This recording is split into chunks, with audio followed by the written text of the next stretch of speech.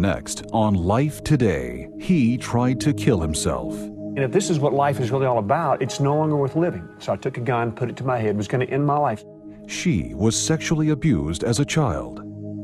I was 8 years old. I thought it was just a bunch of games, to play. And their past almost destroyed their marriage. Stay tuned and see how God restored two broken lives. God had so changed my life and my heart and her heart and really brought us back together.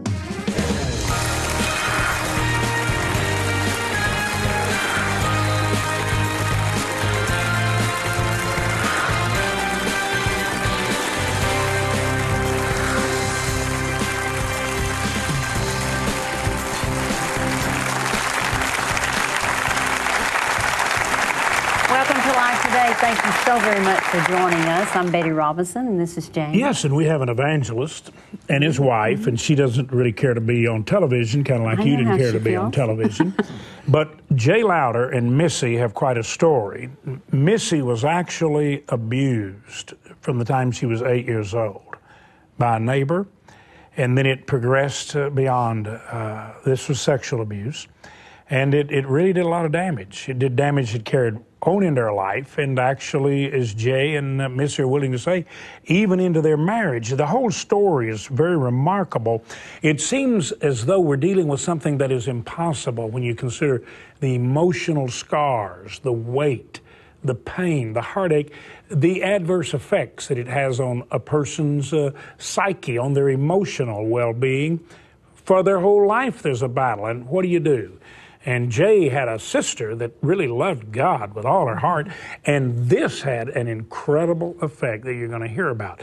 And by the way, he's quite a preacher, quite an evangelist. I'm going to tell you later how you can get him to come.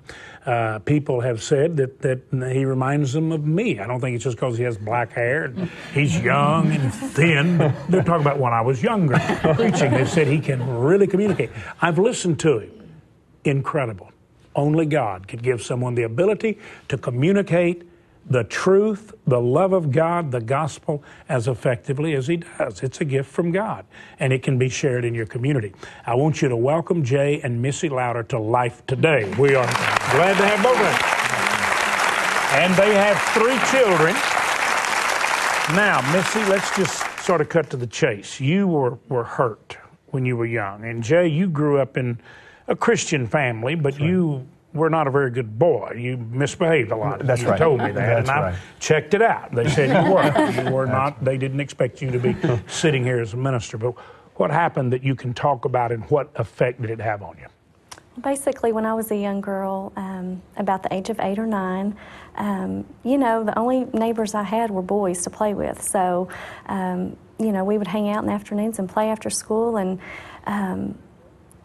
there was an older neighbor boy, a teenage boy, who kind of got involved with us younger ones. He was probably 14 or 15, and it just kind of went, the wrong direction at that point, and the abuse started, and, it was, I didn't know what was going on. I mean, I was 8 years old. I thought it was just a bunch of games, to play, and that's kind of how it was presented to me, is just fun and games, and we'll do this and we'll do that, and that went on for probably about a year and a half, and it proceeded on into my teenage years when I began being abused by a family member, and that was just basically on vacations. I would go on vacations down to the south of Texas, and family trips to the beach, family trips to the woods, and camping and whatnot. And just over a course of time, this person, got my trust. It's family, so you love family. I mean, I love this person. He was fun. He was cool to be with. I mean, he was just, I thought a wonderful man, and so I really trusted him and loved him, and he just began to realize that 12 years old is a perfect time to take advantage of a young girl's innocence. I have her trust, so therefore I have her. And so from that point on, for several years, the sexual abuse was there and took place. Without going into any graphic detail, it was painful at the time. It was hurtful. I knew it was wrong, but because it was family, I felt trapped in not being able to say much. and I didn't want to risk any family trouble. I was just I was confused. I was confused about what to do, and never told my parents until it came out later years when I was in college, and then things went really bad for the family. We split, and it didn't work out for the best. When it came out, that had adverse effect on the family. So that actually contributed from, as you look back from your perspective, to the breakup of the family. Yes. All right. Now, what effect was it having on you in your personal relations and in your practices? Well, I didn't realize, honestly, the effect it was having on me at the time. I just pushed it under the rug. I just kind of knew it was something that happened to me. I knew it was bad. I felt shame. I felt guilt. I felt like I should have done something to stop it. I felt like I was the wrong, the one that did wrong. And so it wasn't until I met Jay that I really started dealing with the abuse. I mean, I didn't realize the effect it had on me until I got into a relationship. How'd you meet him? Through his sister, Laura, who's in the audience today.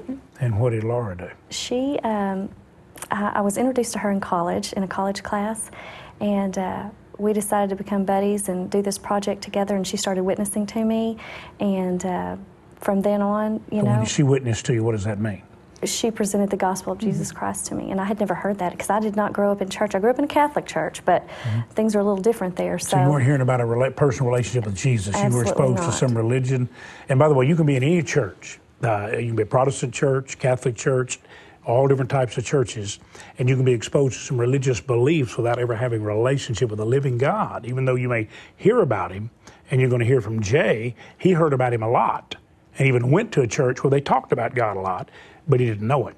But now Jay's sister got you to go hear him? Absolutely, yes, in Iowa Park, Texas. May have Where? heard of it? Iowa Park, Texas. Okay, and what was he doing? He was preaching at a crusade, a 4-day Now, I crusade. said earlier he was affected, was he? Absolutely. Did he get your attention because he was a Absolutely. tall, black-headed guy? Yes, he got my attention in more ways than one. All right, but now what happened that night? Well, he presented the gospel that night. I had never heard such a powerful message before of love.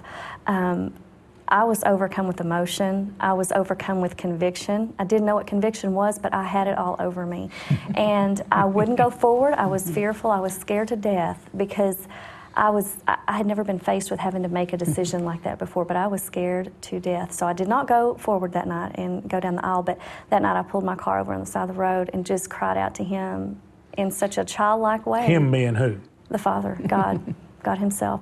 And I cried out to him and just said, Father, save me. Please come into my heart. I know I need you. I know I need this relationship with you. And so from that night on, I mean, I was in the Word. I just thrived on You mean God became God's. real to you? Absolutely. I had a relationship beginning at that night, probably at 1 in.the morning. And did you feel like some weight was lifted off of you? I mean, did you feel any relief from some of these things that were troubling you? I felt a presence that I knew was going to get me where I needed to get. So Definitely. you weren't a completed project, but you were definitely on the right road, right? Yes. All right, now, where does he come into this picture beyond? Because y'all are sitting here together. Had you met him before this night that you I had, yes. I had met him before. Had not had very many conversations with him, but had met him.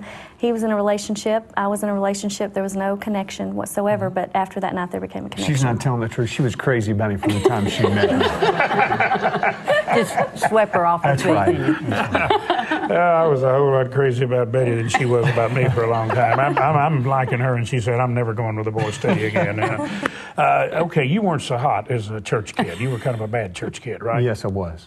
Yeah, I grew up in a godly home. My mom and dad were the real deal. I mean, my father was just a great example. He used to walk the streets of San Antonio sharing his faith. So, I mean, I had a real strong Christian background.